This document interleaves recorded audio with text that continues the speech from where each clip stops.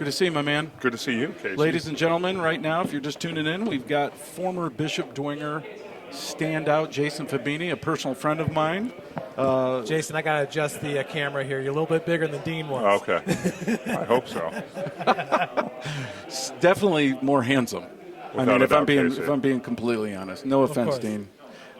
Jason, congratulations on this honor. I mean, I know you probably don't go into football as an athlete or coach or anything thinking big picture Hall of Fame, but it's got to be a culmination of sorts for you tonight.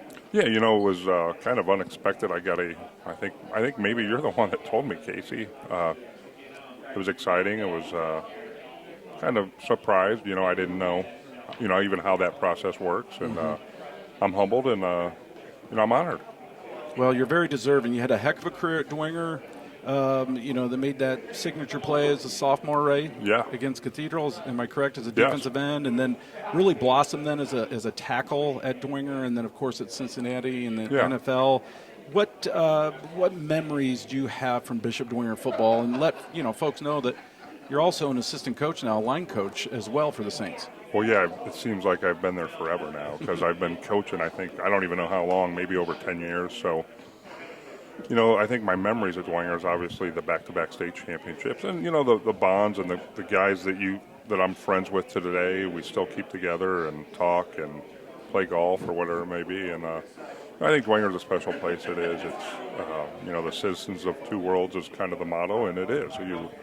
I think you're held to a high standard there, and I enjoyed it. The football, like you said, the moment when Dan Murray picked up the fumble and we won the game, it was pretty unbelievable. Mm-hmm. And just coming back and coaching, being able to coach a lot of my friends' kids, my own kids, your son's on the team, and so it's it's kind of like full circle a little bit, Casey, to be honest with you.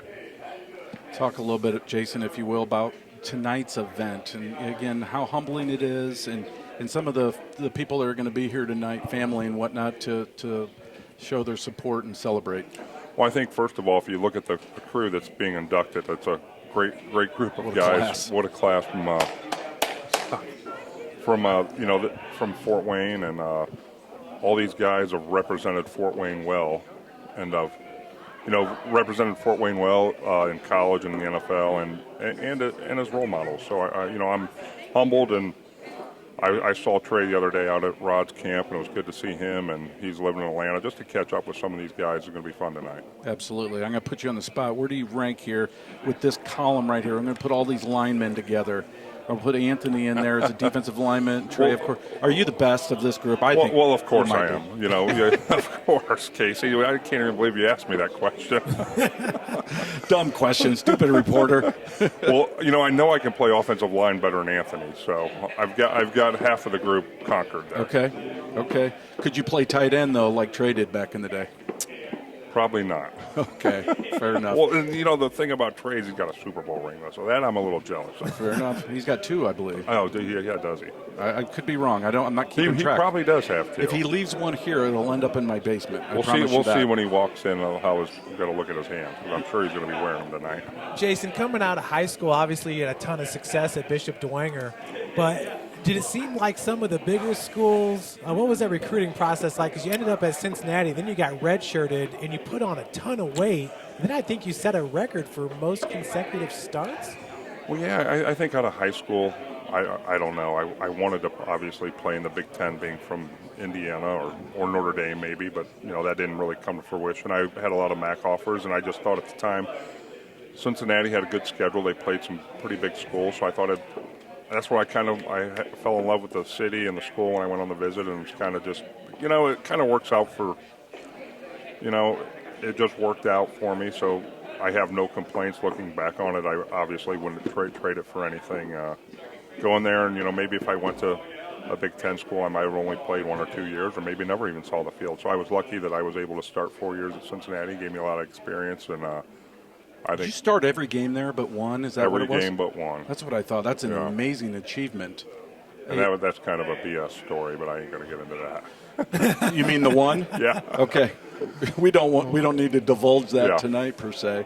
What about just in general, your college career then, or excuse me, your NFL career thereafter with 3 teams, correct? Yeah, Cowboys. The Jets, Cowboys, and I still call them the Redskins. But. Yeah, I don't blame you. Yeah. What a run, though. I mean, talk about some of those NFL memories, I guess. Well, it seems so long ago, but I just think,